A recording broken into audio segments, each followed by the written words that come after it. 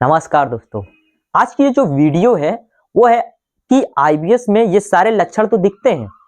लेकिन फिर भी आपकी रिपोर्ट बिल्कुल नॉर्मल आती है। तो चलिए जानते हैं क्या है वो लक्षण जो कि आपको दिखते हैं, जो कि रिपोर्ट में कुछ भी नहीं आता है। तो दोस्तों सबसे पहले आपको ये डायग्नोस करना है कि अगर आपको डाइजेशन रिलेटेड प्रॉब्लम लंबे समय से हो रही है, जैसे कि 2 महीने, 4 महीने, 6 महीने, 1 साल, 2 साल, 3 साल, 8 साल, 10 साल, 15 साल, 20 साल से ये सेम प्रॉब्लम रह रही है।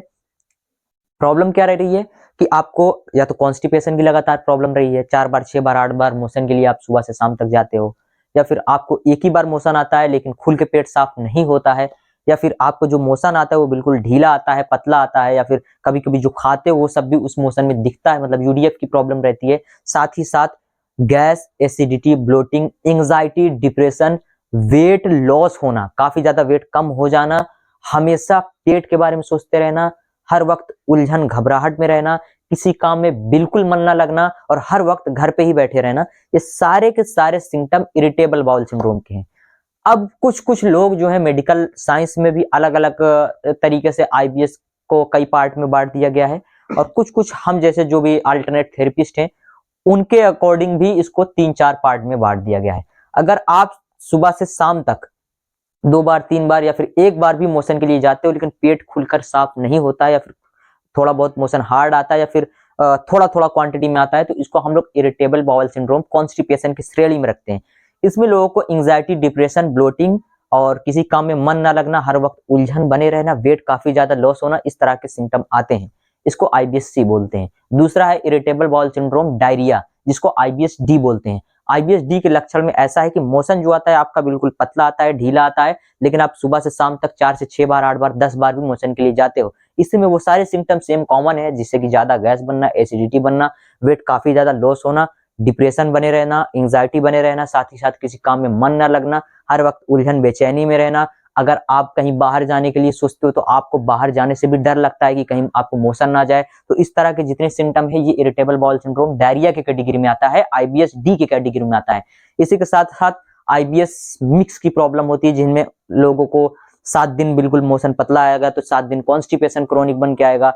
बाकी साथ ही साथ जितने सिम्टम मैंने बताए ये सारे के सारे उनमें कॉमन होते हैं। और एक और आईबीएस है, आईबीएस यू, जिसको यूडीएफ बोलते हैं। उसमें लोगों को प्रॉब्लम तो कुछ भी नहीं होती, लेकिन मोशन में पूरा का पूरा जो भी खाया वो सब साफ साफ निकल जाता है। मतलब उनके अंदर एक तरीके से HCl की कमी होती है, मतलब कि हाई क्लोरिक एसिड की कमी होती है, जिसमें आपके बॉडी में जब एसिड लेवल कम होंगे तो खाना सही तरीके से नहीं पचेगा, जिसमें सेम प्रॉब्लम आपको देखने को मिलेगी, गैस, एसिडिटी, ब्लोटिंग, और खाना सही से जब डाइजेस्ट नहीं होगा तो आपकी बॉडी में बहुत सारे न्यूट्रिशियंस की डिफिशियंसी होगी, जिसकी वजह से हर वक्त सुस्ती होना, कमजोरी लगना, वेट लॉस उसमें भी होता है। साथ ही साथ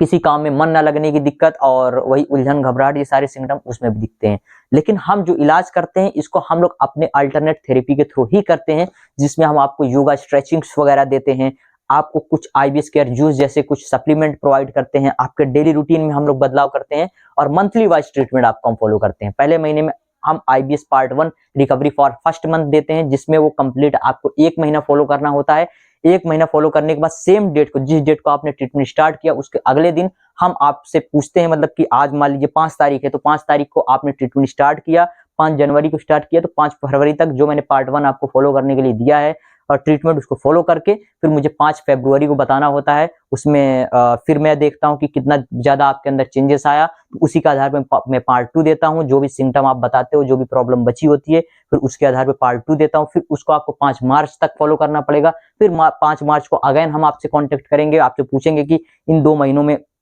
कितना ज्यादा बदलाव आया, तो उसी के आधार पर पार्ट 3। ऐसे ही कितना भी पुराना आईबीएस हो, 4 महीना, 6 महीना, 8 महीना, 10 महीना, 1 साल, 2 साल, 4 साल, 6 साल, तो सारा का सारा ठीक हो जाता है। लेकिन आपको धैर्य रख के हमारा ट्रीटमेंट लेना होगा, 100% ठीक हो जाएगा। ये जितने सिम्टम मैंने बताए इस वीडियो में, ये सारा का सारा सिम्टम आपके शरीर में दिखेगा, जिसमें आप डॉक्टर्स के पास जाओगे, वो बोलेगा आप ज्यादा सोच रहे हो, इस वजह से ये दिक्कत है, बाकी आपको कोई प्रॉब्लम नहीं है, क्योंकि आपकी सारी रिपोर्ट बिल्कुल नॉर्मल आती है। मतलब आईबीएस में रिपोर्ट है तो सारी बिल्कुल नॉर्मल आती है, थोड़ा बहुत 19-20 हो सकता है रिपोर्ट में हो, लेकिन वो ज्यादा मैटर नहीं करता। तो इतने सारे सिम्टम दिखते हैं लेकिन रिपोर्ट बिल्कुल नॉर्मल आती है, तो लोग सोचते हैं मुझे कोई बीमारी नहीं है, क्योंकि ये आईबीएस की बीमारी है तो इसमें कोई डायग्नोस रिपोर्ट अभी अवेलेबल नहीं है फिलहाल। तो इसका जो इलाज है वो मेडिसिन नहीं है, इसको हम आपकी लाइफस्टाइल में सबसे पहले बदलाव करेंगे, मॉडिफिकेशन करके जो ट्रीटमेंट इसका सटीक है आपके लिए, स्ट्रेचिंग्स वगैरह वो कंप्लीट हम आपको प्रोवाइड करते हैं, उसको आप फॉलो करते जाते हो तो 100% आपको 10, 15, 20 दिन में ही काफी अच्छा रिजल्ट मिलना शुरू हो जाता है और आगे आने वाले 2-4 महीने में ये जड़ से बिल्कुल ठीक हो जाता है, परमानेंट ठीक हो जाता है, पूरा ठीक हो जाता है।